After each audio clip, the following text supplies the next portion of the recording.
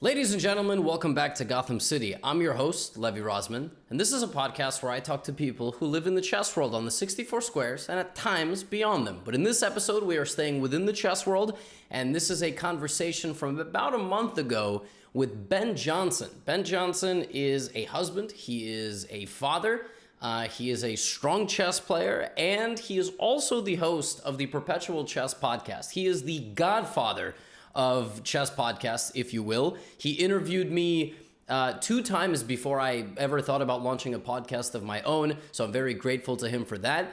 And we talk about kind of his consistency in uploading podcast episodes and a whole lot of other things, including candidates predictions. So this is why I'm launching this in the middle of candidates. And moving forward, my podcast episodes will be coming out in a more timely manner. I have shortened that gap from about 2.5 months now to 1 month, and an episode coming out next week will be from an episode I recorded maybe about 7 days ago. So without further ado, let's jump into today's episode. I'm super excited to have you on. You said you were going to make fun of me, so maybe we can start with getting that out of the way. And Yeah, Levi, you are a man of many talents. First of all, I have to say happy to be here. Really honored. Feel like I'm punching above my weight here, but I'm happy to be here, Levi. And just got to say, you do so many things well, but the pod's every 3 months. You got to work on that. I know your listeners want more. In my defense, I was very consistent for a while. And the last 3-4 months, yeah, it's been bad. I had a podcast sit for like 2.5 months that I had it ready and I slowly made progress. I cropped it, I edited it, and yeah. But this is a new beginning, and I can promise that this episode will come out quite soon. And then if I don't have any other guests scheduled after you, I still have to schedule a few people. So I don't know how you do it. Every Tuesday, like I was doing every Friday, I was doing every Saturday, or basically anytime I could. How did you start with all the chess podcasting? And yeah, take me through that. Was it difficult to invite people, contact people, reach people, especially before the chess boom? Yeah, it was tough. So for listeners not familiar, I host a podcast called Perpetual Chess. I started in 2016, back in the Stone Ages. And at the time, there was not a lot of chess podcasts, and I was really into podcasts. Like Levi, I used to run scholastic programs, and at the time I lived in Pittsburgh. I was driving all over the place, listening to tons of podcasts, but there wasn't much on chess. And, I felt like it should be like a grandmaster doing it. I'm like a, washed up USCF master, 2100 now. Losing reading every day. It's brutal out there.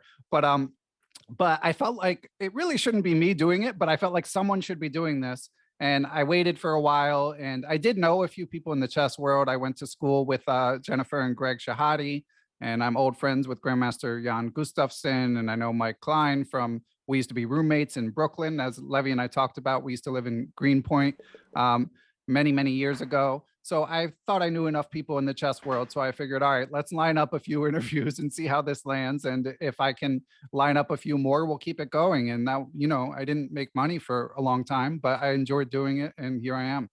Are you old friends with Jan Gustafsson? How did that happen? Yeah, it's kind of a funny story. Well, Greg Shahade and I went to a kind of scholastic chess powerhouse together called Masterman in Philadelphia. And, he was like one of the top young American players in the country. So he got to be friends with Jan Gustafsson on the Internet Chess Club. And at some point, probably when Jan was around 18, he came to New York, and like our circles of friends met. And then we just kind of kept up over the years. Jan and I were both professional poker players at times. And we would just, we've never been best of friends or anything, but one of those things where if you're near each other, you try to see each other. He's come to the US a few times, and we chat online every now and then. Oh, I was talking about the Internet Chess Club on, I think on my stream yesterday. And I found it fascinating that your profile was called a finger. Yeah. It's kind of strange, right? Yeah. I looking back, there was a lot of, same with my age group at first. We started socializing on there. Then Facebook came around. I was like 12 or 13, and then there was also a little MySpace period. So but the Internet Chess Club was the original social media platform for chess teenagers and chess, even I suppose into the adult age too. So I didn't know that. I had no idea that. And Jan Gustafsson is like from World Youth, right? So it's like one of those, like from traveling to tournaments. I guess they got to know each other. I really think that Jan, anyone who's watched his streams and stuff, like he's pretty into American pop culture. He watches a lot of the shows. Like we used to both Basketball, yeah. basketball, old school hip hop, and the list goes on. So I think just early on, Jan decided like I want to go to New York. So he came to New York and he played in some Marshall Rapid events and stuff like that. So I actually don't think it was, Greg or Jan could speak to this better than me, but I think it was just Jan wanted to visit New York and did a few times. So we got to know each other. Oh, yeah. He's a big fan of basketball. That I know. That's interesting. I didn't realize. And in terms of continuing, how's your? Do you upload every single week, or have you taken breaks? I've never missed more than a week in a row, and I try to plan it. If I'm going to miss Wow. it, I try to announce it in advance. The hardest was at the beginning. Again, I wasn't making any money and I wasn't as well networked as I am now. I have something like 300 episodes and I've interviewed world champions and stuff. So now, like in a pinch, I could interview someone. But I mean, I love doing it. I love hearing people's stories. I love chess culture.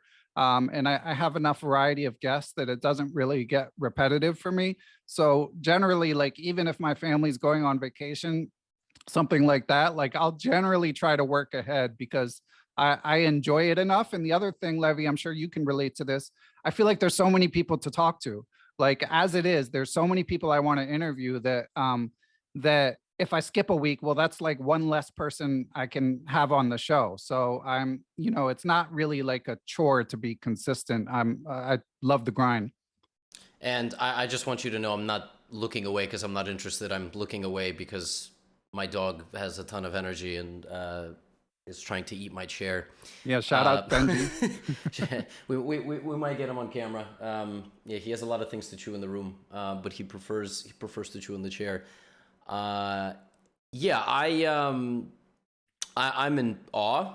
I must say, when I started this kind of my podcast, I wanted to do it even in 2021.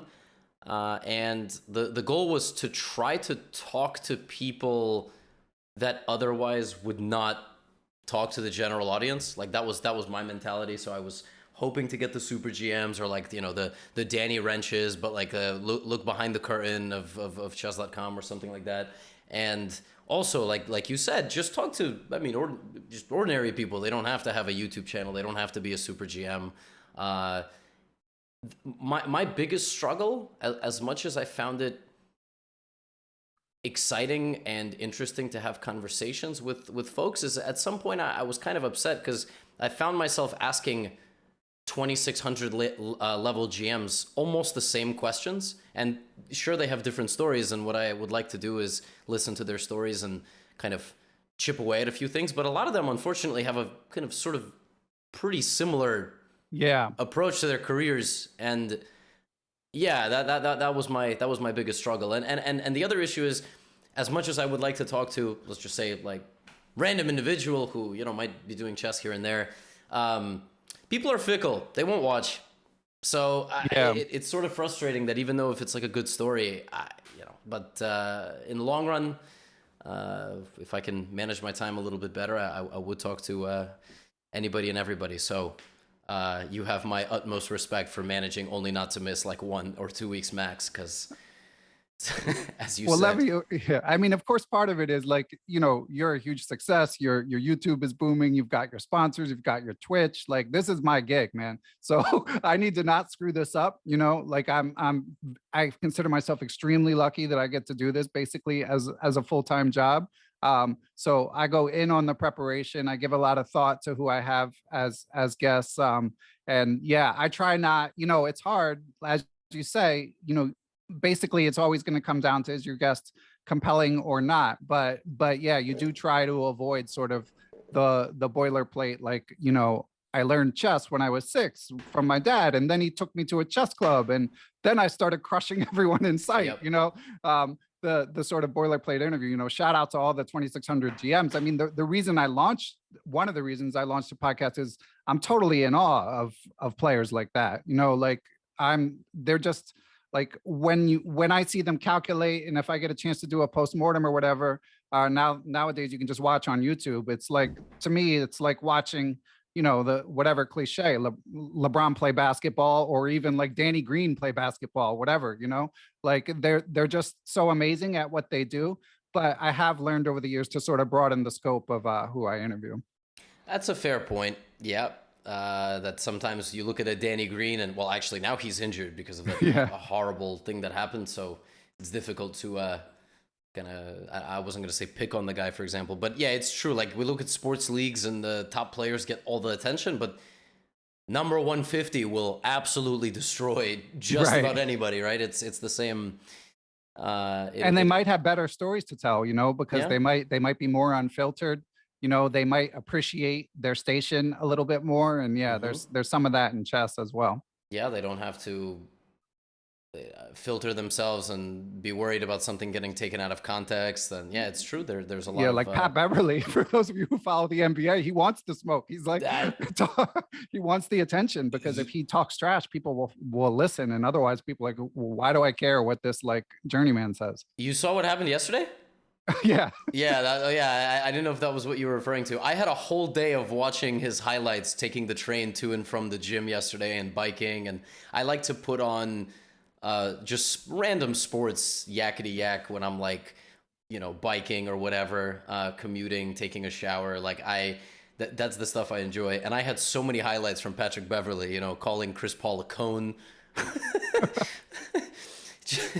Just no respect whatsoever. Yeah, it got a lot. And ESPN, they're geniuses. They bring him on. He says all this nonsense in the morning, and then the rest of the day, the hosts of every show talk about him. Like, by the end of the day, Matt Barnes, who also works for ESPN, was like, he was out of line. Right. It was, yeah, very funny.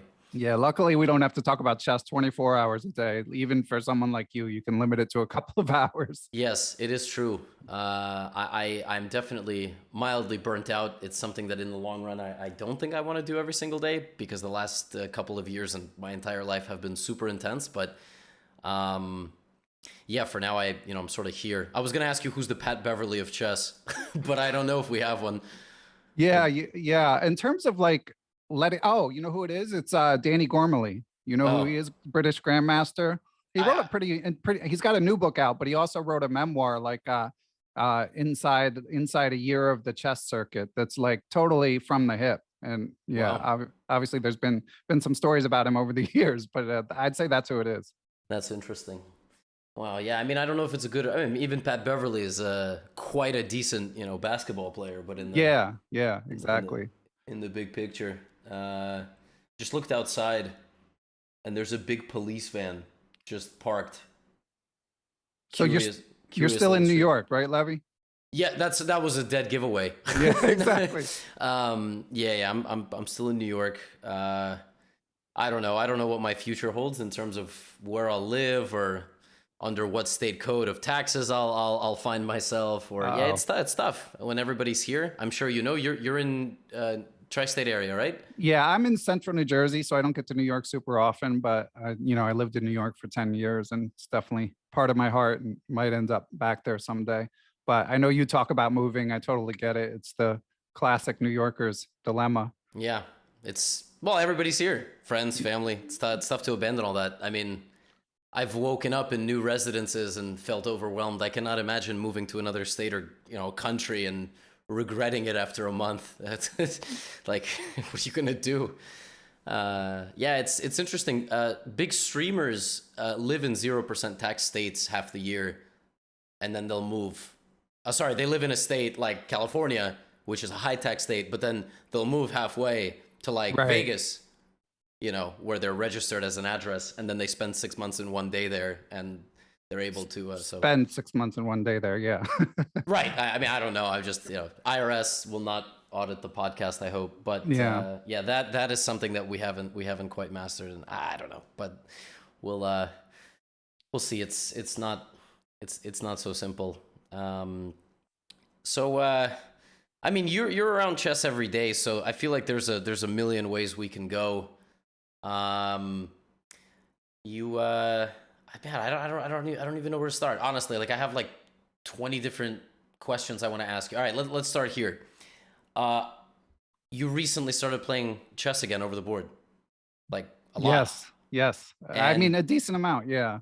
I saw it was like actually very active. I mean, a couple like once every couple weeks. I totally forgot that you have Westfield. Yeah, You have the yeah. quads Wow, there. yeah, yeah. You went deep. Yeah, I just played that for the first time. Yeah, and it is nice because I have two kids. It's my son's little league season. He's 9. Mm. I'm coaching. So basically, while that's going on, I can't go to a weekend tournament. So it's nice that I can duck out to like an afternoon. And when you have a family, you're always looking for the least disruptive way to try to play in a tournament, which is no small feat. So yeah, for now I'll be doing those, and then my goal was to play 50 rated games this year. For listeners, I'm rated about 2120 or something USCF. I made master when I was 18, and it's been all downhill from there. Although a lot of the time was spent like most of the time was spent semi-retired, but now I'm back on the grind. I'm trying to study about an hour a day. It's fun to get back into it. It's nice to not have distractions.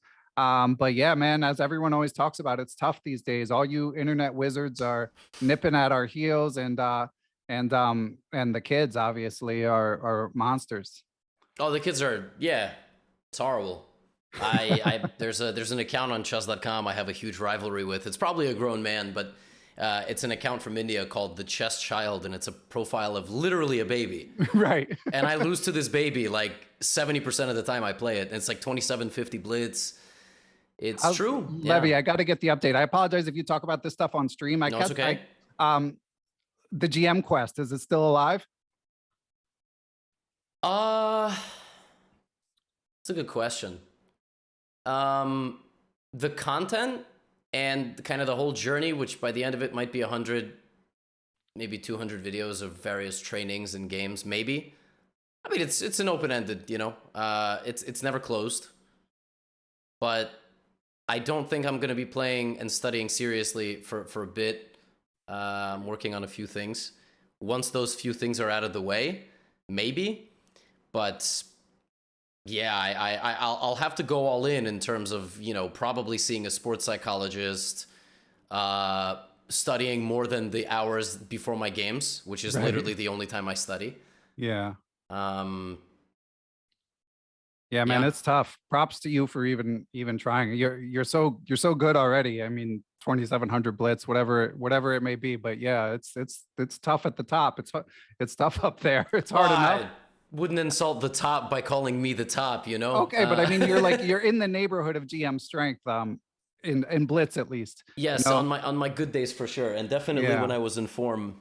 Yeah, I mean, I don't know. I'm discovering things about myself. I hate to say as I'm getting older, but I mean it's true. Like you don't regress in age, so I'm noticing my limitations, and I definitely do need sports psychology. Most likely, just overall therapy. Once a week or something, just from This is a bit of an overwhelming profession, and just my personality, and I think a lot of it does hold me back over the board.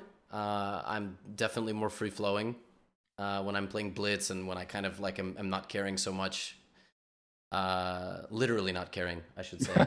But it's true. I mean, it's really true. I get quite intense and nervous, and I enjoy chess, but I hate it at the same time, which I think is, I don't know. Do you feel that way? Oh, of course. Okay. Yeah, I feel like it's so common. And again, like because I have a family, if I troop to Connecticut or something to go play a weekend tournament, which I have done recently, just every once in a while, the thought pops in my head, like, what am I doing? Like it's like you're missing some birthday party or something. Now, on the one hand, these kids' birthday parties can kind of get boring and run together. But on the other hand, like, what matters in life, like your rating or like, being present for your family. And if it wasn't my family, it would be something else. I mean, obviously, like when I was in my 20s, and through my mid 30s, I didn't play that much either. It's just, life gets in the way. And I think as you're dealing with like the struggle of going to a tournament is one thing, but really it's the like when you're a competitive person wanting to put your best foot forward, it's like you end up on this hamster wheel where like you've either got to really push hard or it's like, why are you doing it? And then it just kind of teeters back and forth. And I feel that, and I'm trying to sort of walk the middle path. You know, I try to study an hour a day. There's basically no, like, unless someone like made some big prop bet with me or something, there's no way I'm going to study chess 4 hours a day. You know, it's just, even if it were possible, like it's there's just, I'm interested in a lot of things in life. So it's hard. And but for anyone watching slash listening that's younger, if you have that fire, like I would say that's a signal to follow that while you're young, because it does get harder. It definitely does. And I think I always took the efficient study approach, which is openings. So I just learned kind of aggressive offbeat stuff through the 21 and 2200 and 2300 rating area, where I would sort of totally take people out of their preparation. And because I had played so many blitz games and just kind of understood those kind of dumb, not mainline positions better than people, that like that was the rating range that I could sort of very easily rack up points against. That is actually how I got through 21, 2200, even up to almost FM strength. In fact, even I think crossing FM strength. That was my approach. I barely studied endgames, and I just sort of played a lot of blitz. That's how I kept my tactics sharp, and I took the opening approach. Like, if you ask me to name the world champions in order, I can't do that. If you ask me to name how many chess world champions there are, I can't do that. If you gave me 10 famous games right now, I would probably not recognize half of them, which is just like probably wrong. Like I probably should surround myself and should have studied in a more eclectic way, right? Like I should be fully immersed in the game. But that I don't know, that was never really what interested me. Like I guess what interested me was playing different openings and getting interesting and imbalanced positions and going for attacks or just having complex games. But I think, unfortunately, for every chess player, there comes a part of the rating ladder where the way you're doing it is no longer going to be satisfactory. And that sucks. like, Yeah. that sucks. Like, your weaknesses start getting exposed more and more. What would you say is your current approach as like a 2100? I mean, you've been to master, but that was like you said you were 18. So being 2100 nowadays, I feel like 2100s nowadays are much better than 2100s from maybe 5, 10, 15 years ago. But that so is everybody. It sort of feels like. So Yeah. Yeah, I definitely feel that way. I'm not going to say I'm like stronger than I ever was, but I'm not really worse, you know. But everyone else is better. And for me, the my openings are decent. Like, you know, I think everyone feels like their openings aren't good enough.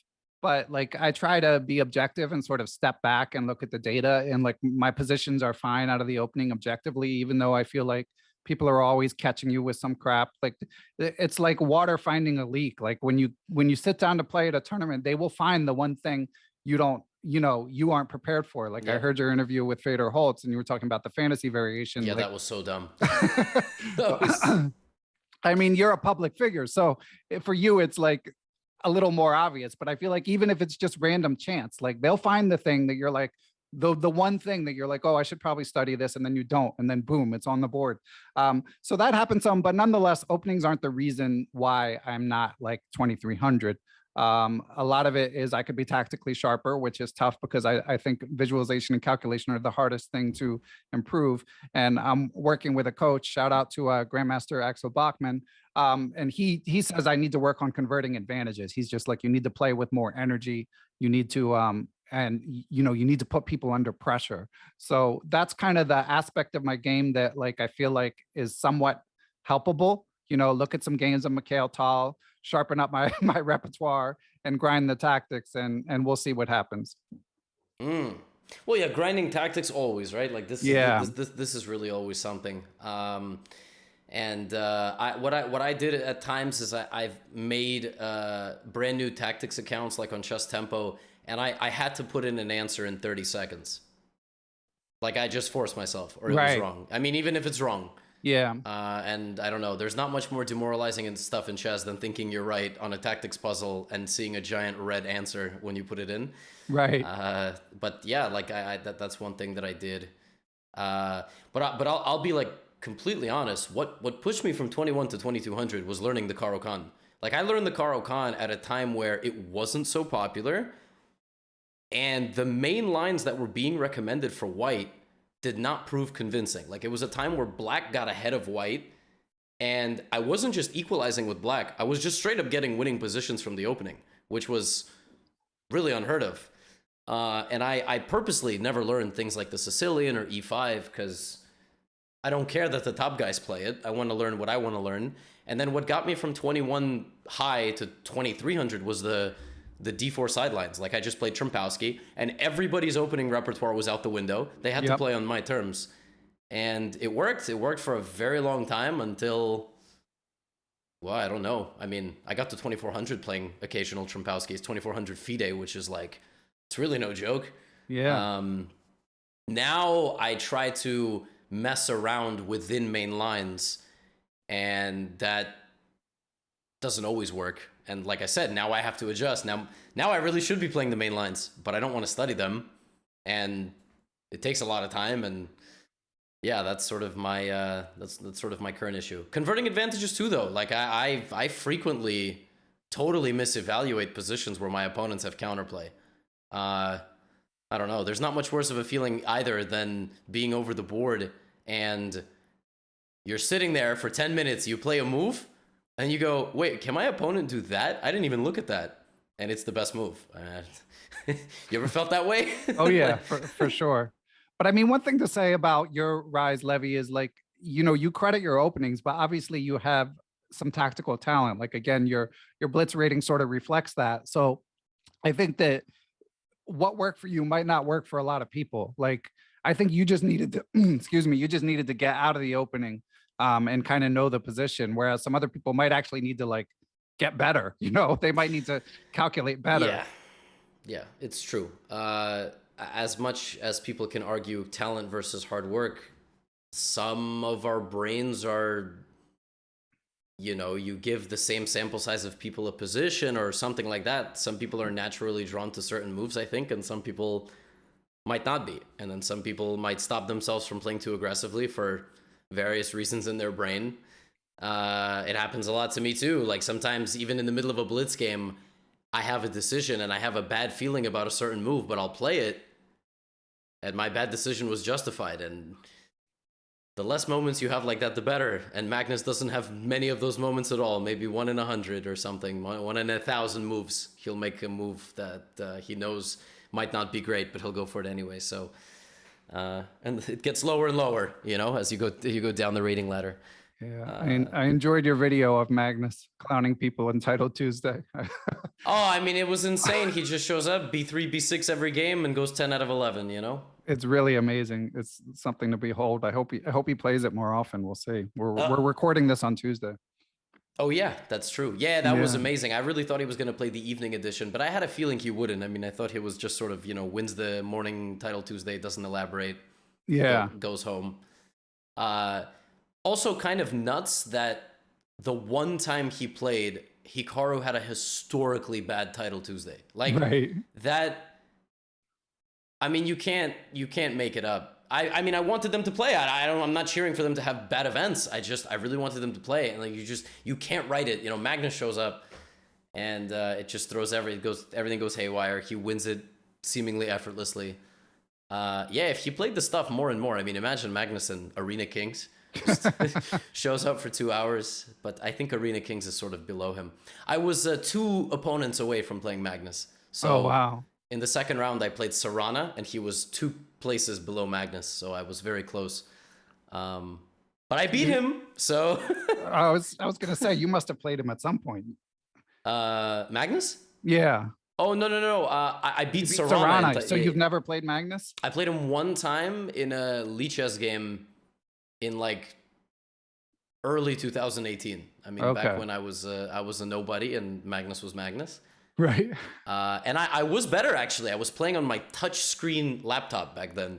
and I was tapping on the screen, and I was better, but I freaked out, and then I just like What was the time control? it was bullet. It was a titled arena. 1 minute, 2 minute, 1 1 minute. minute? Okay, 1 minute. yeah. I I mean, think 1 barely minute. matters. Yeah, yeah, yeah. I mean, of all the like amazing feats by grandmasters, how good the 1 minute games are crazy to me. Like when I watch, even I am not a GM. Like I always enjoy that. Wish you luck in your next round. The 1 minute games when the announcers are like breaking it down like a real game. For me, it's like I'm just gonna hang a piece sooner or later. Well, the +1 is a game Yeah, changer. it does make a difference. I honestly think the rating goes up, like the bottom range kind of comes up like 300 points for the online rating. With 1-0, I think if you gave me anybody in that field in 1-0, well, I'll also be nervous, but just in a random match on stream, it's like an overwhelming favorite against basically anybody not named Eric Rosen, because we've played hundreds of games against each other. You're the favorite. Yes, against the entire field. Okay. Like, but the +1 is huge, Ben. Because for me personally, like my brain doesn't work the same with the bonus time because flagging is no longer a thing. Like Right. for me, maybe for good players, but for me, so in a moment where we both have 30 seconds, I won't just play the move that I think is right. I'll actually start to think, which is crazy. You can't think with that little time. And I'll get into a situation where, and this happened against Nemo, I had 40 seconds, she had 5. Just make moves. Just go, Right. just make moves. But she's never going to lose on time. And all of a sudden, we both have 5 seconds, and I'm Right. not even better anymore. And but if you remove that time, then if losing on time is a real factor, then everything changes because you can play way more aggressive and not get punished for it. You can throw crazy attacks at your opponent. So, but yeah, the Speed Chess Championship, for example, when the 2700s play against each other, I'm sitting there like, how do they play mainline theory in a 1 minute game? This is Right. like, I will play just aggressive stuff and try to checkmate people in Bullet. And I don't think there's any value whatsoever in Bullet, obviously, like for improvement. What are your thoughts on, you think it worsens your chess if you play Bullet? Mainly the opportunity cost. I don't think it makes you make worse choices necessarily, like in a slower game. But like if you were going to spend that time studying chess, then yes, like Yeah. and I don't know about you. I mean, I've never been an amazing bullet player, but again, throwing it back to the ICC days, I mean, I certainly had my share of like benders where you just play for hours. You get the music going and you're just Yeah. in the zone, and it can be fun, but yeah, it's not going to help your chest, but that's fine. Like life is hard. If it brings joy to someone, I'm all for it. It's just for me, like as an adult trying to manage my time responsibly, you end up sort of in this cycle of self-loathing if you can't stop playing, and then you're tired the next day and you get less done the next day. So I basically don't play bullet at all for that reason. It's also the logic of if you play before sleep, Yeah, uh, I'll win this game and I'll go to sleep. yeah, Okay, it's now like now I'm gambling. gonna play till I lose. Yeah, got to get to the round number. Yeah, Yeah. or whatever. Yeah, And then oh my god, I'm my first win. I'm gonna stop, and then all of a right. sudden it's been 2-3 hours. Yeah, I definitely had that. I think I used to do that a lot with Blitz. Bullet. I used to play a lot more Blitz and Bullet on my phone actually. I almost never play Bullet on my computer anymore, and it's bad. I there was a period of time I was playing a lot of Hyper Bullet and Bullet, like 30-second, 1 minute chess, and I was like pretty consistently a 3000 rated Bullet and Hyper Bullet player, and now it feels like my brain is just stuck. Like I get it, a Blitz game gets down to 10 seconds each, and it's Russian roulette for me. I can't even think anymore. I don't get locked in. So you also get inform in Bullet, which is really gross. That the more Bullet you play, the better you're going to be at it probably, because you're just like, your brain is hardwired, but then everything else will go poorly. And for me now, I almost never play Bullet, and I'm horrible at it. Like I can't think at all when time gets low.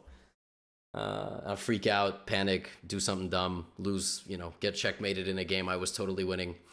It's all Benji's fault waking you up at 6 in the morning. It's all his fault, but at least now I can put it on, my second channel. Any Right. game I lose from a winning position, Nice. it's clips content, it's monetizable idiocy. Right. Is monetizable a word? But yeah, I gotta wake up early to take care of him. But I think I sleep more than like the average 25, 26-year-old anyway. I think 6-7 hours that most people are. I don't know. I think most people are not sleeping a whole lot nowadays. But yeah, I know that you talk to a lot of like players who are they like to say adult improvers, and of that community of folks on Twitter, I see them a lot. They call themselves chess punks. It's not necessarily people who learned during pandemic, right? But they might have gotten back to the game during pandemic, like they played in childhood or something like that. Yeah. Well, first of all, shout out Chess Punks. I got the mug to go with it. I see y'all too. I see them. I don't have the mug, but We'll get Neil Bruce on that. Shout out Neil Bruce. So it started before the pandemic. It was basically just like, obviously Twitter is like a morass. It's like a, giant swamp of competing interests and people sniping at each other, but it also can be a great place to exchange information and to build community.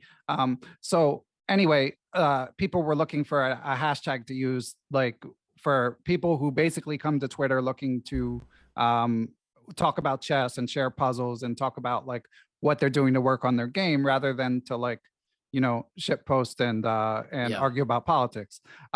So the community's grown over the years. I mean, lots of people come and post and share puzzles. And, one thing that's definitely come to my attention from doing the podcast over the years is like, and shout out Grandmaster Jesse Cry, he's talked about this, like, at the end of the day, if you're not like Magnus, we're kind of all the same if we're trying to get better at chess. Like, we all reach a level where like we're encountering some resistance.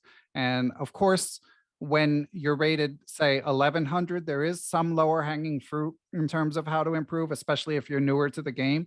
But ultimately, like, it's the same struggle, what we were talking about, dealing with motivation and questioning if we should use our time well, if it's a good use of our time. Like, it's all a part of the struggle, and it can be lonely. Like, I know you grew up with a lot of people, a lot of friends, like as peers. And I think that's another reason the kids get good so fast, is often they have their peers pushing them and just sort of enveloping them in the culture. And as an adult, where this is like your side thing, aside from your job and your family life, and maybe you don't have like IRL friends that necessarily are interested in chess. So that's a major detriment to potentially improving. So anyway, it's just a community on Twitter where people can sort of talk about chess and work to get better together.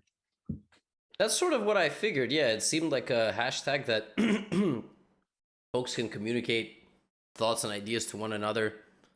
Yeah, I mean, I appreciate it. It just seems like grown folks who like chess and aren't there to be idiots, which is, Right. like you said, a lot of Twitter. Right. For example, I made a tweet today where people can submit questions for my guest, and I'm not going to read a lot of them Right. because if you scroll through it, it's pretty gross, and it's from innocent stuff like, why did you name yourself after my dog? Right. Which is a valid question. To Yeah. things about body parts and things. So Right. yeah, it's cool. I like not this is not cool, but the whole chess punks concept is quite cool. And I oftentimes, throughout my chess career journey, starting from teaching 5-year-olds to now Twitch chat, I used to it's a more sophisticated form of zookeeping. Right. Yeah, teaching 5-year-olds was one thing. Managing Twitch chat is a totally other skill set. And then what I do on YouTube, pretty much outside of Guess the Elo, which is kind of crazy episodes, is yeah, I mean, I try to be like classroom and professional, and something you can put on in the living room of a house so your kids can watch. So yeah, I mean, there's a big community of players that are beyond the level, I think, of watching guess the elo or some of my content, and it's an audience that I've sort of struggled to bring in along with everybody else, because it's hard to keep a player like who's rated 2100, for example, interested in something that a player who's rated 700 would be interested in. And that is perhaps the number one criticism I get. So I'm gonna ask you, Ben. I'm gonna put you on the spot. If it was up to you, would you watch my YouTube videos or would you watch someone else? Name drop some other YouTubers. Okay. I mean, I'm happy to name drop some others, but first, Levy, I have to say, and I've told you this when I've interviewed you, listeners, by the way, if you haven't caught them, I've interviewed Levy a couple times. Yes. So you should definitely check those out. The first one is kind of funny to listen to because it's before you blew up. So it's really kind of deep in the weeds on like your scholastic programs and stuff. Yep. But anyway, that's why people love your tournament game recap. I mean, first of all, there's like a narrative there, you know, that might be lacking in like a random say, you know, this is how you whatever chess advice video you generally do, like opening traps or whatever. There's a narrative there because we know you're pushing for the GM norm, and obviously also you're super strong. So like when I watch your GM pursuit videos, I don't feel like I'm genuinely learning from it, and I'm amazed at, like, I'm really legit impressed at your ability to sort of reach a wide range of rating audience, because I know there's also people, as you say, rated all the way to new to chess that also find them very compelling. So that's one thing I would say. But I mean, honestly, Levy, you got like 1.5 million YouTube subscribers. No, Ben, I need you. That's the most important. You can't be all things to all people, so you're just gonna have to be happy. But I will give a shout out to a few great creators. I mean, Naroditsky, you know, he doesn't really need me to give him a shout out. He's doing quite well on his own, but obviously he's awesome. Huge fan of Daniel King, Power Play Chess, and that one for more advanced players. Like, it's really you know, it's really gold. He's got the soothing British voice. I mean, he's been in chess for decades, so he knows all the best players in the world. He knows the context, and, you know, he keeps the recap videos relatively short. I mean, I do think you probably need to be at least like 1600 chess.com to fully appreciate his videos, but they're soothing in any event. And I got to give a shout out to Andres Toth. Yep. He's one of the best teachers online. He's got like an Inside the Amateur's Mind series that people love, and he knows his chess inside and out. It's very entertaining. Chess Dojo, Kostya Kovutsky and friends, as I mentioned. So there's so many good people. But for me personally, if it's like I'm catching up on a tournament or something and it's not like for work, I'm not preparing for an interview, like Daniel King is the one I'm most likely to watch. Yep. Yeah, Daniel King is I enjoy when commentators pull back to, like, you know, 16 years ago or something. Yeah. Like, I appreciate his chess wisdom. You know, he'll say, yeah, you know, the first time I actually saw this was right. like It's I was amazing. I was in this guy's living room Right, and exactly. you know, he pitched this idea, and then it's one of the things I appreciated the most about the Queen's Gambit, I think, was just the fact that you could analyze a position on like move 6 and come up with a new idea. No stockfish, and on the other side of the world, people were also looking at that idea. Yeah. And it just seems like a crazy time to me, because nowadays everything is solved. Everything, Yeah. it seems like everybody knows every line, and even on stream sometimes I get into a position, I'm like, this looks terrible. And it turns out to be completely fine. My opponent had some prep. Like, yeah. So yeah, I'm reading Fire on Board right now. In addition to interviews, I do like book recaps, and this is a classic by this Latvian grandmaster Alexei Shirov, total legend. He was like number 2, number 3 in the world. He should have played Kasparov for the World Championship in the late '90s, and just like amazing games, brash attacking player. I'm not telling you this stuff, Levy, yeah, obviously. I know. But anyway, but going through that book, it's like a unique moment in time because this opening prep was off the hook. He's like unleashing novelties left and right in all of his pet lines. And as you say, all of them are like, you know, this GM in Madrid showed me this move, and then I uncorked it 2 months later. You know, Yep. It's like all referential, and a lot of it is like something that someone specifically told him or showed him. Mhm. And all that stuff is out the window now. Everyone's got the same engines. It really feels like back then they used to come up with deep ideas, and over time they were either slowly confirmed or denied by practice or computers. And nowadays you look for the most idiotic move to Right. throw your opponent off, and you've memorized everything Leela and Stockfish tell you, so you know the best way your opponent can play to get a minus point two, and that's where it hinges. It hinges on that knife edge. But one thing I've also realized is sometimes when you force those positions, like you take people out of book, even if they play moves that are not good over the board, like I'll be sitting over the board and go, what about that move? I didn't look Right. at that. And I did that in my most recent tournament. I studied for like an hour, this like offbeat English idea. And at the board, I'm like, huh, I have a couple of options here. They both look good. One was plus 0.7, and one was completely equal and landed me in a maybe worse position. But they both had like a very similar feel according to the position. So preparing nowadays just seems impossible. Like last tournament I played a bunch of Joe Buffalo Londons, which is objectively not a good opening. And I just did it because I just didn't want to learn any openings. Like everybody knows everything.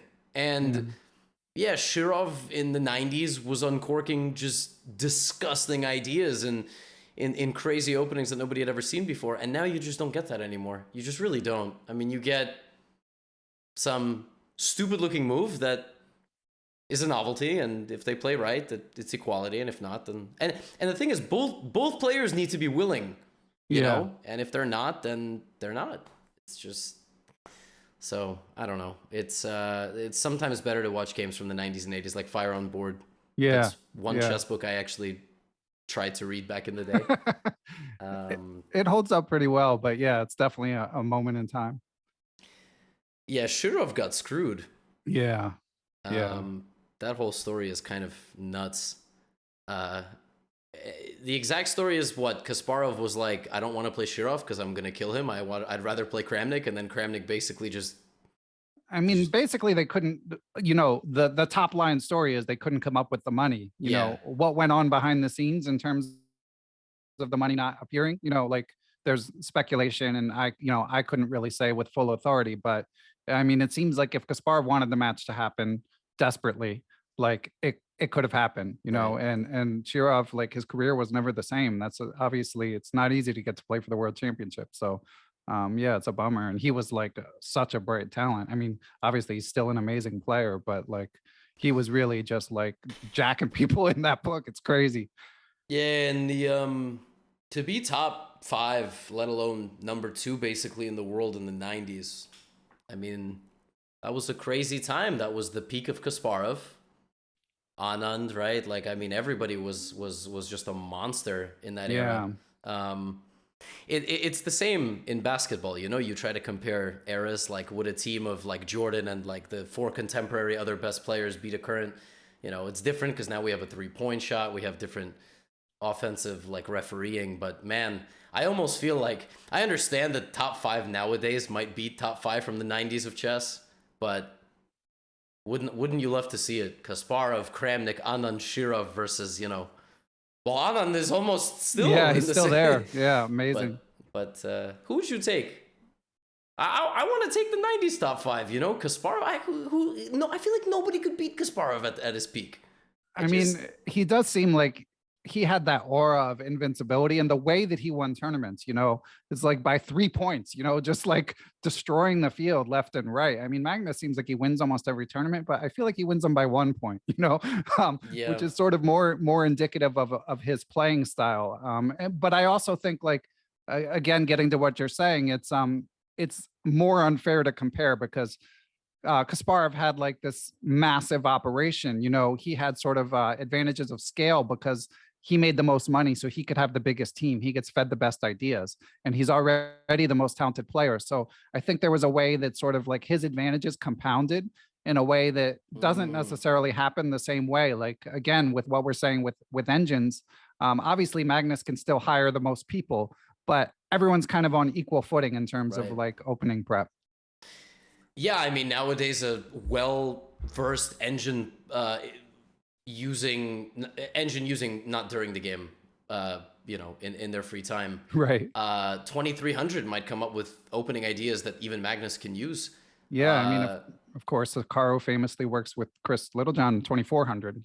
Like it's yeah, you don't need a super GM.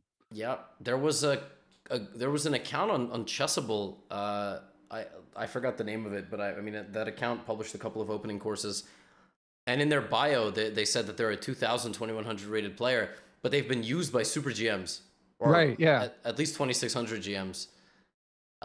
Their content has been used by those people, and that's pretty cool. You Yeah. know, I think I lost to a Nimso line that was suggested in a course made by a 2000 on Chessable, I'm like sure. Yeah. backed with Leela. So, I mean, nowadays you don't have to be Gary Kasparov to get the best team, and it's a very fair point though. Like the best athletes make the most money, so they continue to be the best athletes, and they continue Right. to have the best system. Yeah, it's a very fair I mean, I point. think it was especially true in chess because, like, all right, like LeBron is obviously one of the richest athletes, and he's known for like the hyperbaric chambers or whatever. I'm sure he's got like the floating rooms and the Right. doctors on staff. But on the other hand, like all NBA players are so rich that if they really wanted to, they could do that stuff. But like chess in the '90s, like if Kasparov's the only one making seven figures, like, and he might have some, government or corporate support on top of that, like it would have been tough for the mere, people merely making a good living to compete. Whereas again, now it's I think it's a little more of a fair fight. That's a very But fair Magnus point. still can't be beat. So No, he can't, and I don't know when. When do you think he will lose his title? I just know it's going to be to an Indian. It's a good bet. Yeah, Well, no, which one? yeah, it's tough out of I mean, it could be anyone could pop up, but yeah, Sarin and Prague are just killing it.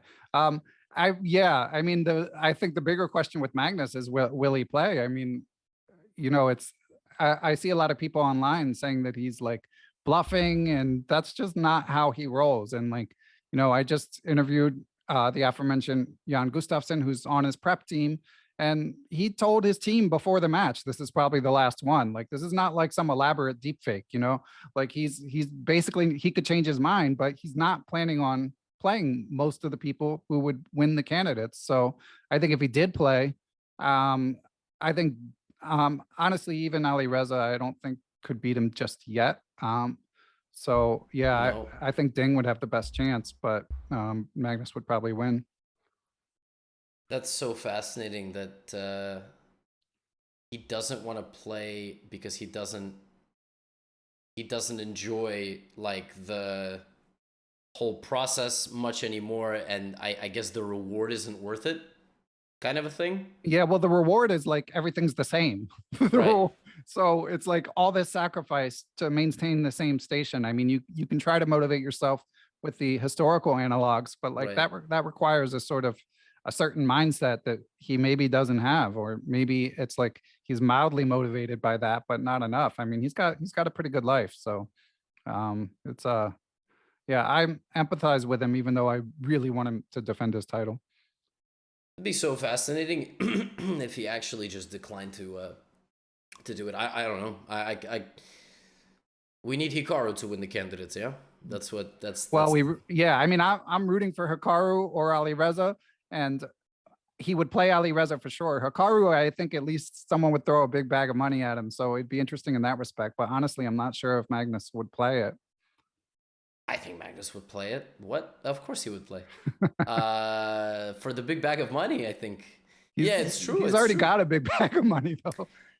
I know, but it's like I say, the prize fund for the World Championship 30 years ago was the same as it is now, and it's worse because inflation is at an all-time high. So Yeah, it's not the same winning what you would have won in 1990 yeah.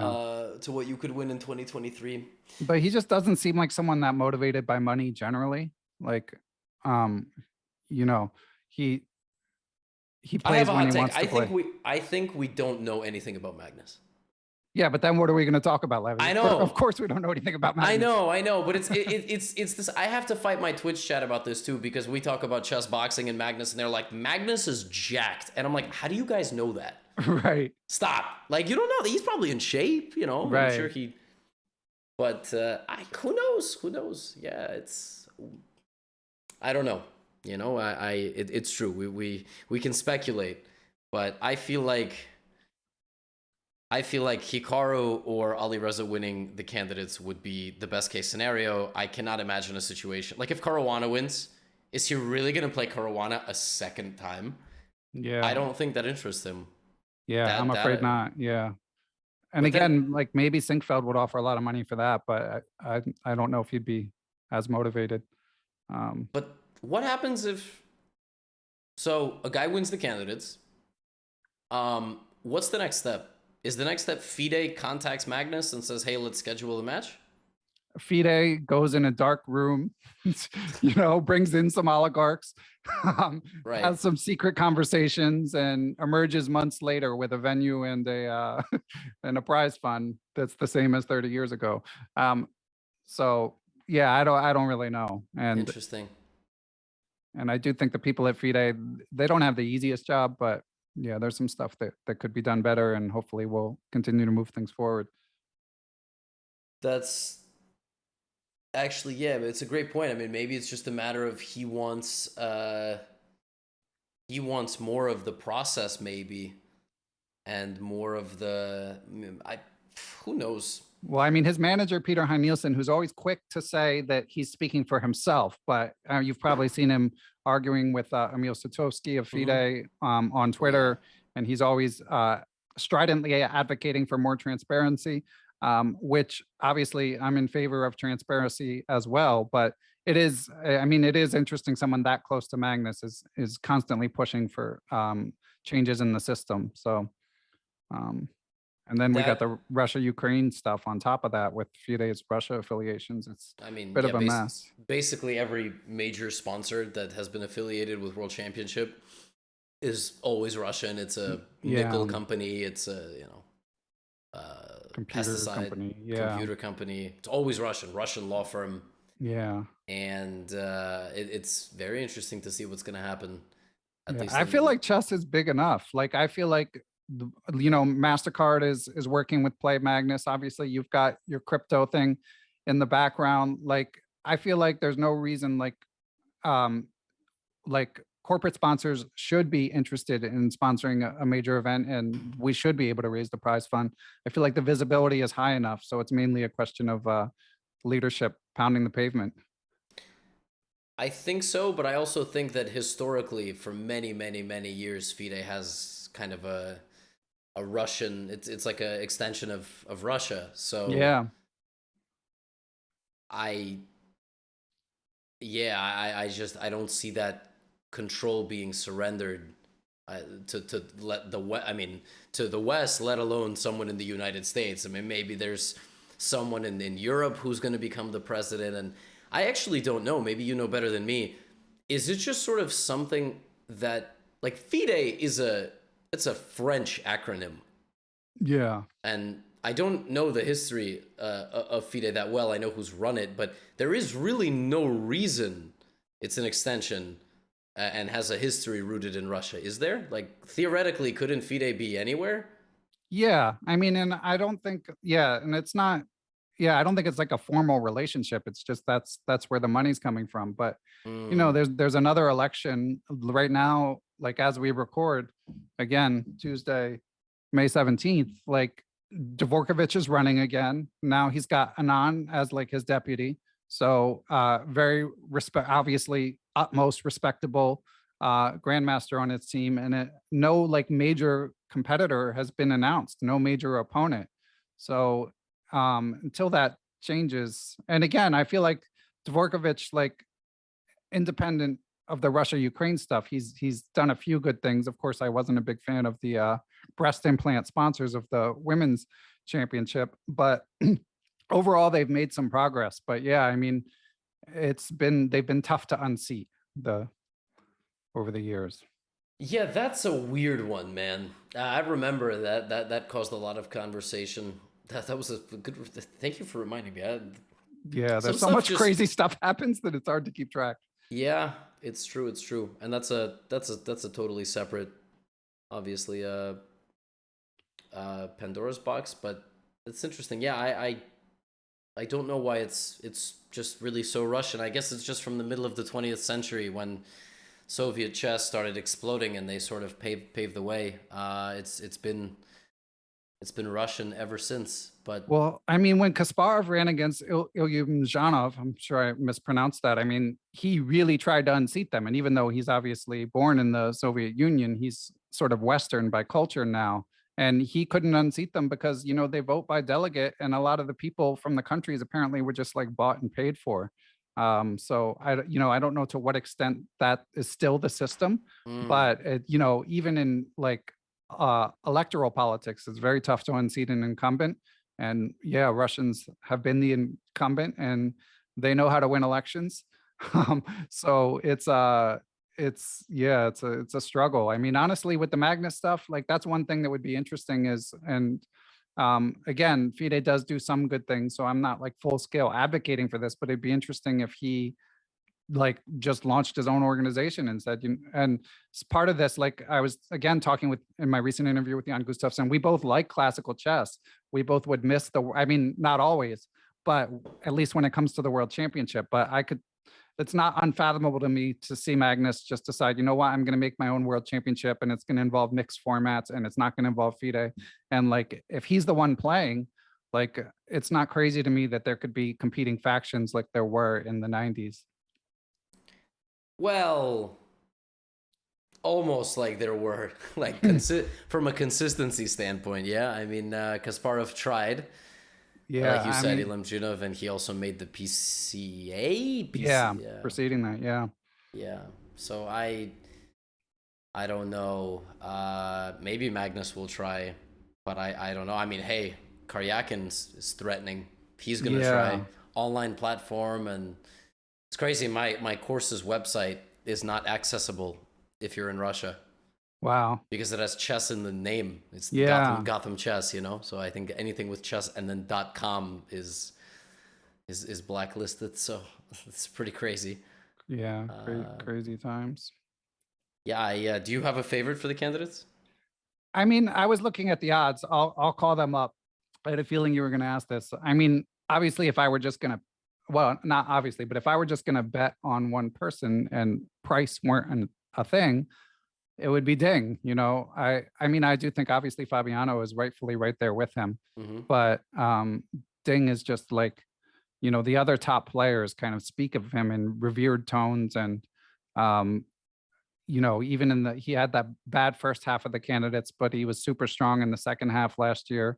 So, but the odds basically on B-Win are Ding and Fabiano are like 27%, Mm-hmm. Ali Reza 21%, Hikaru 8%, Duda 6%, Nepo 5%, which sounds crazy low, Rapport 3%, Rajabov 2%. And this is based mostly on ELO. And and yeah, I mean, in terms of like buying a stock, I feel like everyone below 10%. I have an interview with Feingold coming out soon, and he was saying he feels like everyone except for Rajabov has a chance. Um, and I tend to agree with that. But if I were only going to pick one, it were going to be Ding. But if I were going to make a bet, like Mm-hmm. someone like Rapport at, if I can get 33-1 or something on him winning, I would take that bet. That's crazy that Nepo is 5%. Wow. Maybe Yeah, they know something we don't. yeah, Uh, that seems insanely low. Hikaru's chances of winning the candidates are higher than Nepo. yeah. It's Wow. I also think we are severely overestimating Ding Liren. Do you? Yeah, I mean, that sounds kind of nuts. I mean, he's the best player, but we haven't seen him play at all. Are we forgetting that? Like, I mean, we just haven't seen him play at all. Same thing happened with Ali Reza. Like, we hadn't seen him Yeah. play a classical tournament in a while, and he lost 2 games. Right? Yeah, and it's true. And it's funny because I'm quick to ding Ali Reza for that. Like when I handicap it mentally, I'm like, well, Ali Reza hasn't been playing. What the hell has he been doing while he's hiding out? but Ding, because of all the China stuff, because I assume like he wanted to play, and then we don't really know. I mean, the games that he played to qualify in China, like they seem legit, but some people are wondering, like they were certainly convenient in terms of like timing. But Right. yeah, I don't know. I just feel like legacy wise, he has so much accrued respect that I guess that filters into the market price. But you might be right. I mean, certainly, again, if everyone has a chance, maybe save Rajabov. That means the top guys might be getting overvalued. And again, that's a betting market, so Right. there might be some. And I don't know how much money's in it. A lot of chess betting is like you can't bet a lot of money, so the prices aren't that efficient. So maybe there's some of that involved, or maybe he just has more fans than other people. Maybe. I'm still. We'll see. I think we'll know who the favorites of the candidates are 2 rounds, 3 rounds into it, maybe. Yeah. Who's in form? I mean, if you just base it off of the Super Bet Chess Classic, MVL was a killer. Yeah, shout out MVL, but he's not even in it. It's unfortunate. I mean, there's so many qualified players like Wesley So. I'd love to see him get his chance. But Geary's not in it this time. Like but on the other hand, it's good to have the fresh faces. So it's tough, man. Yeah, Report is currently kind of on an upward trajectory. He's done quite well, although he just tied for last in Superbet. But I also feel like he tied for last because it's kind of a weird. I mean, he played a lot of nonsense openings. And, yeah, he did. So that's one way of thinking about it. But Fabiano did not have a wonderful last year or two. I mean, he's 2780, but he was 2850. What was his rating? 2844? Like, well, wasn't he 2851? Or was that Kasparov? Yeah, I don't know about 51, but yeah, in the 2800s for sure. You could fact check that. Oh yeah, 2851.3. Wow, nailed it. Yeah, Kasparov's highest is 2856, and Magnus is 2889. That's so sick. 2889. I know, right? Well, unofficial. Right. Officially, the highest was 2881. But yeah, I mean, dude, 2851 is an insane rating. I mean, this man Caruana, when he's on, is unstoppable. I was saying that I thought, and I forgot about this, so it was kind of a silly take, but the players have to play someone from their country in the first round of the candidates. Yeah. Because that way you can't, and in the last round as well, I think. So you can avoid the last round pairing rather.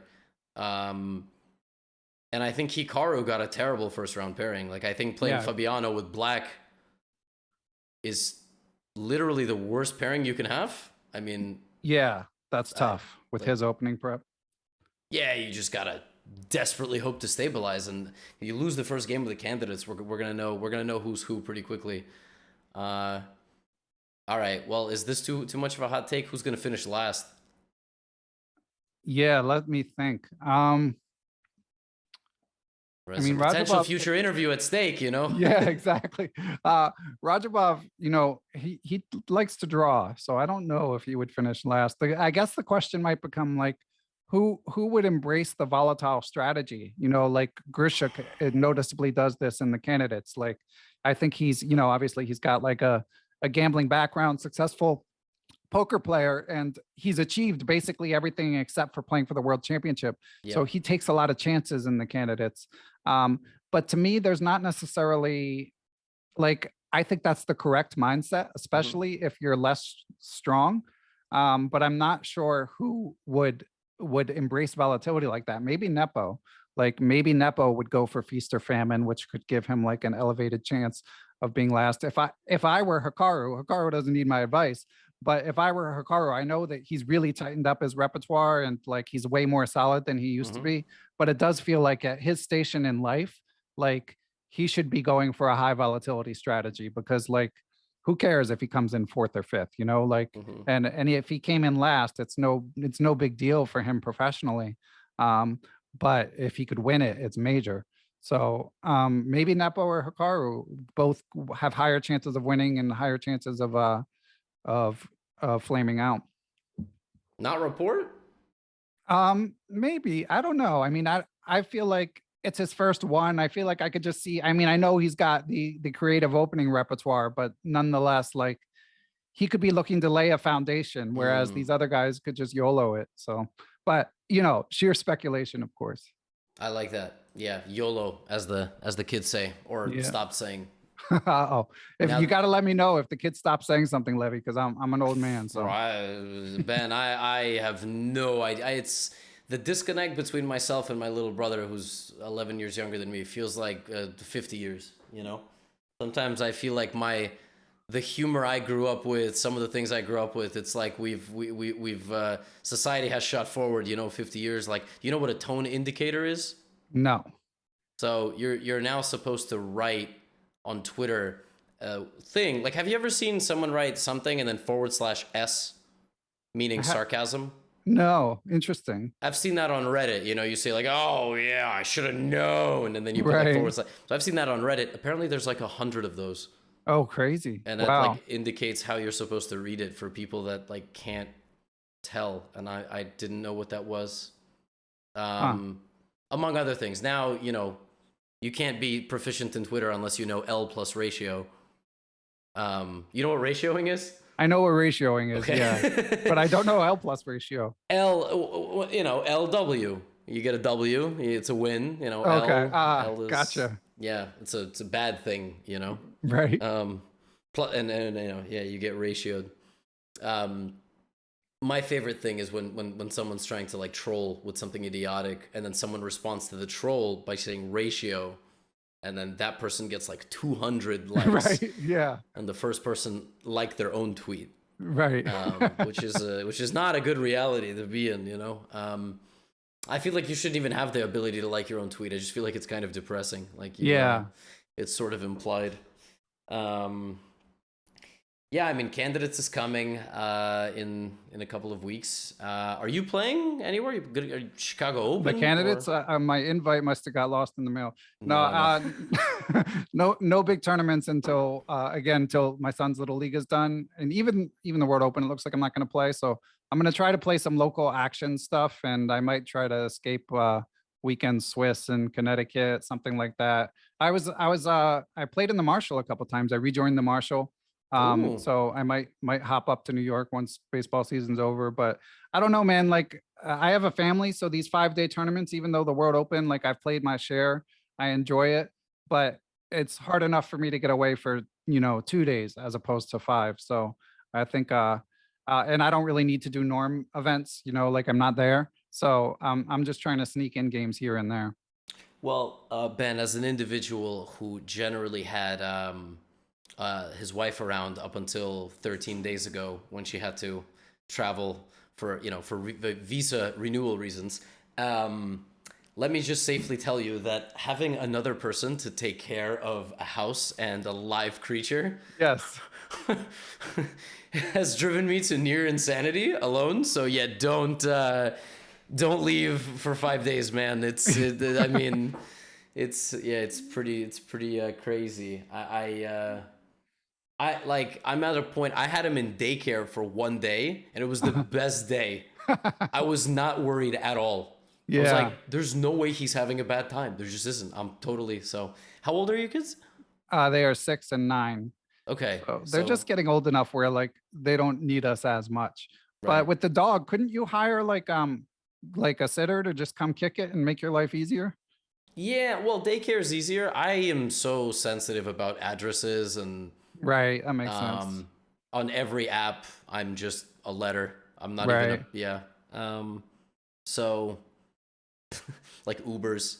Yeah. For a while, I was even taking Ubers to street corners as opposed to actual addresses. It's a totally weird shift of mentality and like living in this world. Yeah, man. Well, a lot of people know who you are. Let me ask, like, when you and you could edit this out if you choose, but when you got robbed, do you think that was Mhm. like targeted or just No, random? no, it was random. We had our theories of, you know, someone who delivered furniture or something like that. The whole thing seemed pretty random. Okay. Um, because it was a relatively big place. Before that, there was 4 male roommates living there, and they obviously never had issues. So I just Right. sort of feel like someone spotted or delivered something and told his friend who's a notorious home invader. Wow. Brutal. um, yeah, I mean, it was crazy. They took scans of the place and everything, fingerprint profile, but they never found, never contacted. It's it's like when crimes happen, uh, that's it. This isn't going to be like a detective show. I was actually shocked at how many people were writing comments and reaching out to me that they also had a house broken into or a car. Have you Yeah. ever had a house broken into? Uh, growing up, yeah, like I grew up in Center City, Philly. And yeah, there was like a night where someone climbed in our window and was like in our house, and my mom like chased them away with a fire poker. It was hardcore. So it happened to me as a kid, but it's never happened, knock on wood, as an adult. Although my ex-girlfriend, when I lived in Oakland, another not super safe city, she got held up at gunpoint, like at the basically we had like an alleyway parking lot that you pulled into, and there's only one way in, and she got followed in and held up like right outside our house. So that was freaking scary. Gotta look. Wow, God bless America, right? that's yeah. I'm not opening that. I'm not biting. I'm not Yeah. biting. I'm not biting. I'm not Oh, doing come on! it. I teed you up there, Leffy. Yeah. You gotta go to Twitch for that. Yeah. I've even chilled out. I used to be much more aggressive in my takes, but unfortunately, I'm just tired of all of it. It's one of the reasons I feel like at heart I'm a New Yorker at heart, but I've grown up as a New Yorker, so don't interact with people more than you have to. You learn to Right. ignore certain things on the street, and but I really feel like in my heart of hearts, I agree with how Europeans live their lives. So they got different things going on over there, like not getting bankrupt if you have to take an ambulance. You ever taken an ambulance? Yeah, I have. Yeah, How much did you have to pay for it? I think it was like $400. I mean, it Oh, so you was. had it okay. You had like the Yeah, insurance and yeah. yeah. I mean, it was a lot, but I mean, yeah, and the whole sense of like roulette whenever you have a medical issue is, yeah, it's alarming. Yep. I paid almost $4,000 for an hour and a half in an emergency room.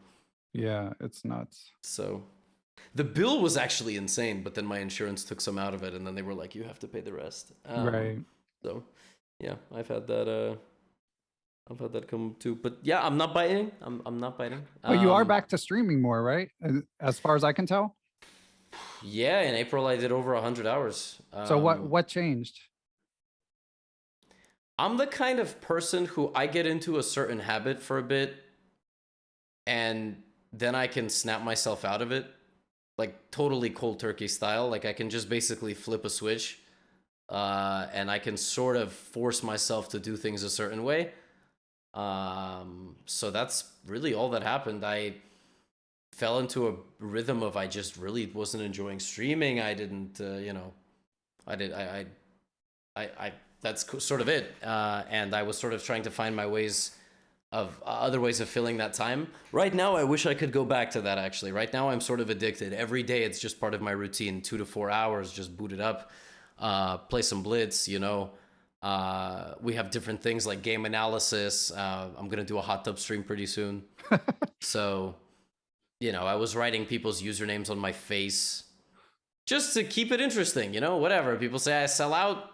Sure, I sell out. I don't know how you guys fill the time, but speaking of selling out, I mean, I know sometimes you're hard on yourself, Levy, but your work ethic impresses me. And like, you had that tweet about the sort of decline of Twitch viewership. And Hmm. again, when I talked with Feingold, I asked him about that, and he said yes, like everyone's Twitch numbers are down, his included. But he said his YouTube was still like reasonably doing well. Is that your experience as well? Is YouTube hanging in better than Twitch for you, even though you're streaming all the time? Okay, well, compared to like an office job or something I could have expected even as a chess teacher, it's Yeah, no reason to complain, obviously, yeah, but yeah. But compared to let's say 6 months or 8 months ago, it's yeah, of course it's down. I guess you also have to keep in mind that like I'm not a small channel. my metrics that I sort of managed to capture chess, but also the massive wide audience. So anytime I put out videos, I did it in a way that I could cast a super wide net. So I got 5 billion impressions last year. So So insane. like my videos were recommended that many times, and even 3% of that, which I think is what I captured, and I think the average is maybe 4% impressions. If your impressions are lower, your percent captured is going to be, of course, higher. It's down. It's definitely down. Everything is down. Like my analytics month to month, less minutes viewed, less watch time, less subscribers, less money, obviously, Right. than 30 days ago, and then obviously than the day prior. And it's a very, very, very, very slow kind of decline. Like at the beginning of this month, my videos were being recommended about 12 million times a day. Holy crap. I know, even that sounds nuts, right? But okay, Yeah. we go like it's Monday, May 16th right now, right? It's Monday, May 16th. That was yesterday. 8 million impressions. That's a lot. That's 33%. Yeah, that is a lot. Yeah.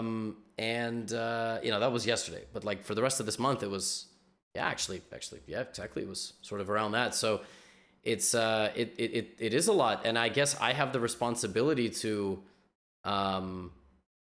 sort of continue to capture the audience, but there's not much I can do. I mean, I'm not doing anything that different. It's sort of the same, the same stuff, the recaps, and hopefully during candidates and world championship, it goes back up. But chess sort of ran the course. I mean, it was milked for everything that it could be on YouTube, I guess. And I don't know if there's much else I can do. I can continue to try to innovate, and make sure that people who aren't watching chess are getting it recommended. But people are probably getting recommended, sports, war, news, whatever else is popular nowadays. I don't know. I don't know Yeah. the inner workings of YouTube as much as I know, as much as Mr. Beast does, for example.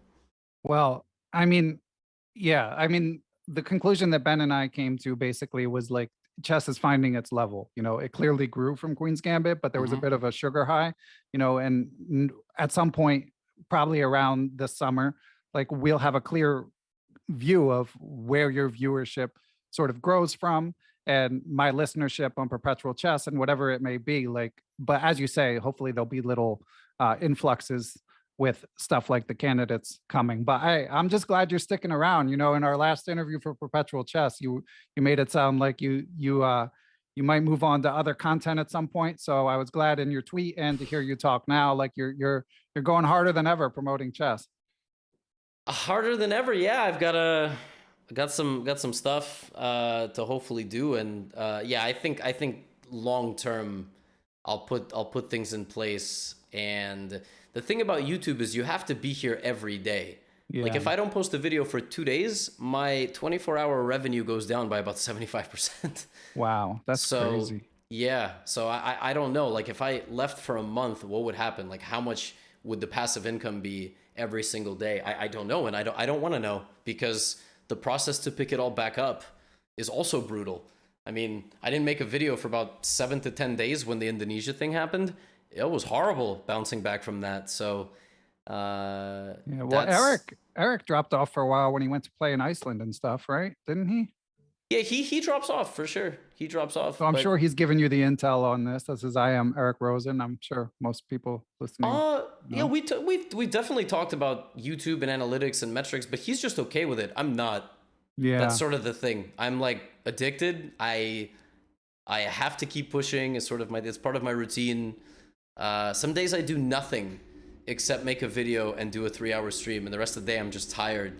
And it's like, for me, that's the bare minimum. Like I have to do that, and the rest comes after. So, but yeah, I mean, it's a fascinating profession. I mean, in a different universe, I'm still teaching chess Monday through Friday, Saturday, Sunday, going to tournaments, doing chess camps. So, your kids play chess?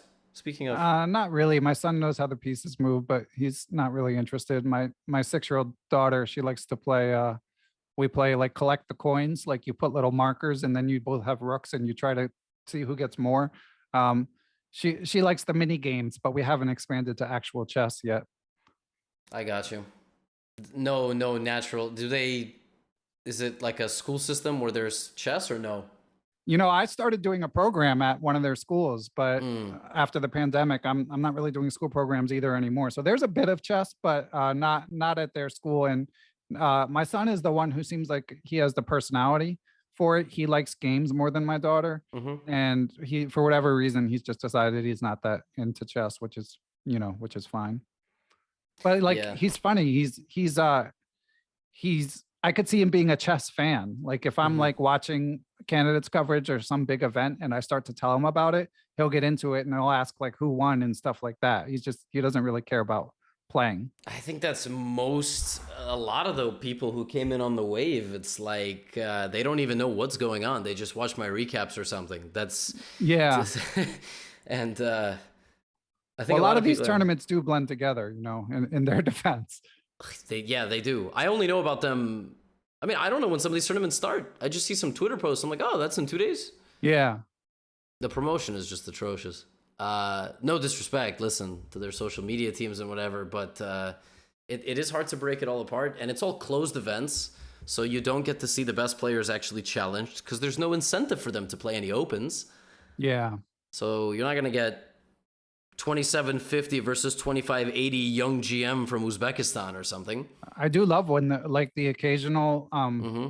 like Gibraltar, like when those tournaments happen, they're pretty compelling. Isle of Man, but yeah, they're pretty rare. The World Cup, that's why I love. I mean, the World Cup, you still have to be elite to get in, but Yeah. that's one of the things that makes it entertaining. Yeah. Otherwise, yeah, I mean, otherwise it's you get like the players who are basically all at the top playing all the same events all the time. The only way to make it more interesting is to speed up the time control, which is what I guess they do. Yeah, World Cup is definitely fun, but even in the latter 32 players, it's very rarely, maybe 16 players, it's very rarely anybody outside of 2,700. World Rapid and Blitz is always pretty fun. Yeah, but even, for sure. Even then, it's also the same guys and occasional, new people. Tata Steel, obviously, yeah. You get, but even those guys are 2,700. They're just 2,705, Right. or 2,680 or something. So it's like Grand Swiss leads to some cool events. So we have ways to, I think, to make it more interesting. Yeah, but I'm sort of like I'm doing all the YouTube stuff, and I'm not involved in shaping chess for the pros. It's just for like the average individual who opens YouTube and might get my video recommended to them. So it's weird. I don't know where we're gonna be in 3 to 5 years. You'll be still making podcasts. Maybe I'll still be making podcasts. I don't know. I don't know, man. Not at your consistency, man. Touch and go with you, but yeah, you're too successful. But hopefully you'll still be making chess content, whatever it is. But I do enjoy your pods when you get it together to do them. Yeah, maybe. I don't know. Mr. Beast said that the average YouTuber career is 2 years. Wow. So I'm You're close. living on borrowed time. I'm close. I started being more consistent about 2 years ago. So I'm definitely not done, but it can be hard to get inspired sometimes. There's only so many guess the elos or low level games or openings that you can record. Everybody wants instructional content, but nobody watches it. A lot of people watch it, to be fair. Objectively, Yes. A lot of people watch it.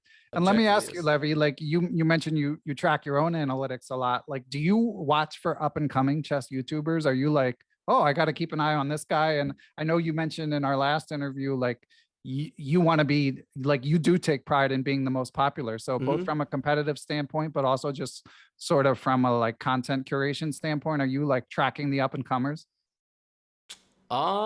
Yeah, for sure. There's definitely channels out there that I kind of look at. Actually, no. I'll put it this way. I keep an eye on everybody, but there's very few channels that I get inspired by. That's actually one thing that I like to do. I like to just dig through, see what people are doing. If it's just a lot of openings or principles, like that's fine. That's not necessarily inspiring because we're all sort of playing with our soup just in different ways. Yeah. So it's all the same thing, but we're all just presenting it slightly differently. Yeah, there's one channel in particular, like Chess Vibes. Yeah. Shout yeah, out Nelson. I interviewed him. Yeah. Yeah, he makes unique content, like in the sense that he actually just straight up makes brand new ideas from what I've seen. And some of his ideas I wanted to do back in the day. Oh, funny. And I just and I never got around to it. Like I realized Andras has Guess the Opening. Mm-hmm. He does like a structure video, and that's something that I've wanted to do with Nelson. He has like he's quizzed his audience on positions, and that's something that I've wanted to do. And now I'm like, shit, if I try to implement this, I hope I don't get accused of plagiarizing. Well, it's YouTube, right? It's not really something you could plagiarize per se, but I do draw some inspiration from the smaller channels, but yeah, not a whole lot, because I really don't watch chess YouTube at all. Like I don't ever put on a speed run. I don't put on any historical game review, because I do enough chess. Like I want my hours to be filled with, Skip and Shannon, ski this is crazy, man. I don't know what that is. That's Undisputed. Okay. Skip Bayless and Shannon Sharp. Okay. Yeah. So, he likes to ski. That's, Do you take stuff from the sports world and like your presentation style? No, the presentation style, I never based it on anybody. I just hit record and this is who I am. So I'm going to make a Q&A video pretty soon. And one of the questions was like, did I ever practice that? No, I just I'm extroverted. I used to lead a classroom of 5-year-olds. So I sort of know how to like throw my voice around, and, I guess my delivery was always pretty good. But no, I mean, it's just, I guess I was sort of made to do this. I wasn't made to be a GM. But maybe that's something I can improve in the future. I don't know. Some things we just discover we're good at, and others not. Like I'm pretty good at racket sports. Who would have thought? That's great. So I'm garbage at basketball, but boy, do I enjoy watching it. Yeah, I can't play basketball at all.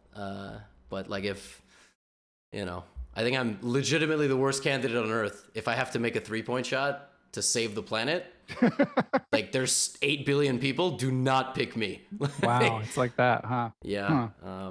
I'm not even sure I'll hit rim, but I love the sport, so I will watch it all the time. Yeah. I sadly, I to be honest, there's some interviews I feel like I can chat for like 2-3 hours, but I've gotta get this dog like fed, taken outside, find his vaccine records. So I feel like an hour and a half flew by, Ben. I feel like man. Well, happy to be on again. I'm honored, and yeah, big fan of all you're doing for chess. So my pleasure, man. I'm a big fan. I'm a big fan of yours too. We spoke before we hit the record button about some recent episodes that we won't get into now. But yeah, I enjoy them as well. And there's some people that I want to talk to who you've talked to. It's going to be difficult not asking them the same questions. I watch athletes sometimes get asked the same questions all the time. So that's one of the struggles. So yeah, I mean, happy to have you on. Happy to have you back. Maybe like when the candidates come up and we can talk like more specifically about certain things. And yeah, this was great. I always wanted to talk to you because you talked to me twice. Oh, I appreciate it, man. And let me just shamelessly plug Perpetual Chess Podcast. Yeah. Listeners, there's so we interview big dogs, like Anish, no, actually not Anish Giri, Vladimir Kramnik, Anand, content creators like Levy and Danya, and many Agad Matar, many more. Also adult improvers. So if you're just interested in improving your game, like the episode that's out today as we record is with like a guy who just cracked 2000. He's been grinding for years. So I try to feature people like that are not chess professionals as well. We talk books. So just pick and choose which ones you're interested in. If you hate them all, just put them on when you're in the other room. You don't actually have to listen, but much appreciated, Levy. Yeah, that's a good outro because in the intro, I'm going to say all the same stuff. So it's going to be like a good summary. I'm going to be like, I'm talking to the host of Perpetual Chess and they interview. That's crazy. Kramnik and Anand. I don't think you could pay Kramnik enough money to speak to me. No, Anand, maybe. Anand, Kramnik he's willing to do interviews. He's what? and obviously he's interesting. You could get him for sure. I don't know about that. I'll try. If I ever get an interview with Magnus Carlsen, that will be a crowning achievement. He's playing on chess.com now. Your odds have gone up. I don't know. I think he's gonna look at me and he's gonna want a percentage of all the times I've put him in a YouTube thumbnail. But that's a YouTube algorithm loves Magnus. What can I say? Yeah, Ben, this was a lot of fun. I appreciate it, and I'll let you know when the episode is out. Excellent. Thanks, Levy. Folks, as always, if you made it this far, I just want to say thank you for your continued support of all my content. You know where to find me if you'd like to support, whether on Twitch, on YouTube, or on my website, buying one of my courses at gothamchess.com. And I will see you right back here in Gotham City with our next episode, with our next guest.